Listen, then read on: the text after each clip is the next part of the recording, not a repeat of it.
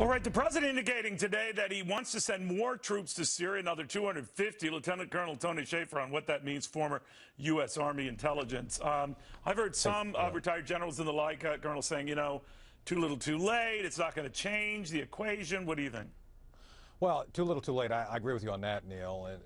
Frankly, we shouldn't be having this conversation. This should all have been secret. It was a few weeks ago. With that said, since it's public now, what the Pentagon's doing is building on success.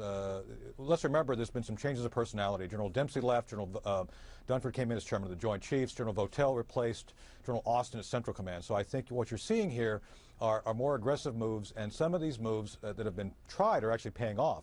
And what is actually going on is these are essentially enablers. These are folks going in. They're going in combat gear. So let me be clear on this. I believe they're going into combat. An ISIS bullet is going to kill someone is dead if they're combat equipped or in combat. So I think that little difference is without distinction. But with that said, what they're trying to do, Neil, is build others who can go deeper in the interior and be essentially spotters to help put bombs on target against some of the ISIS targets. So essentially what we're seeing here is an expansion of a successful effort that they're going to continue to expand. Now, in the meantime, Colonel, I believe the Russians say they're out of there, mission accomplished. If we are sending in more manpower, would they be interested in revisiting Syria? I think the Russians have diminished just slightly. I don't think they're leaving for a minute. I think Putin's primary objective is maintaining control and influence, which he is.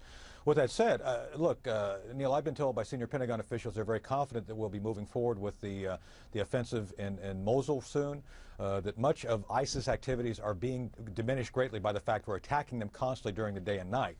With that said, there's no solution for Syria. So even if the Pentagon's successful here, there's no long-term plan, especially one that's diplomatic, that's going to work. So I think ultimately there's going to have to be some military options to bring stability to the region, but there's no real clear indication of what the in-state looks like. And frankly, that's been a problem with this White House. They are very bad with in-states. Often the in-state is chaos, and we all know how that results in the region.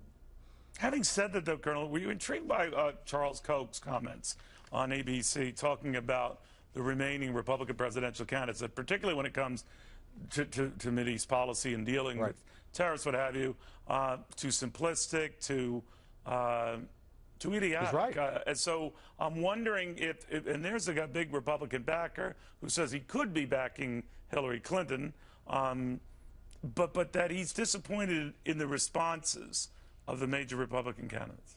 I don't think either candidate's reached out to the right folks. And I'll be blunt. For full disclosure, a lot of the folks I work with, my mentors, are from the Reagan White House. One of my dearest friends, Bud McFarlane, who worked these issues.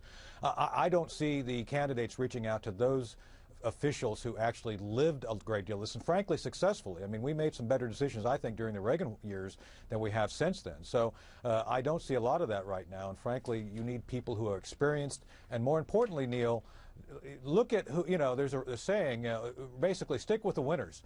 We've had a lot of bad decisions from the Clintons. We had a lot of bad decisions from the Bushes. I just don't think that we need to be, bringing in the folks from this current administration, from the Obama administration. So I think there's a lot of things we could do better.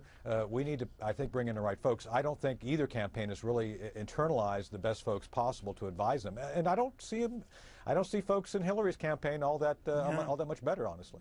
No safe strategy on any of this. Colonel, thank you very much. Always good having you.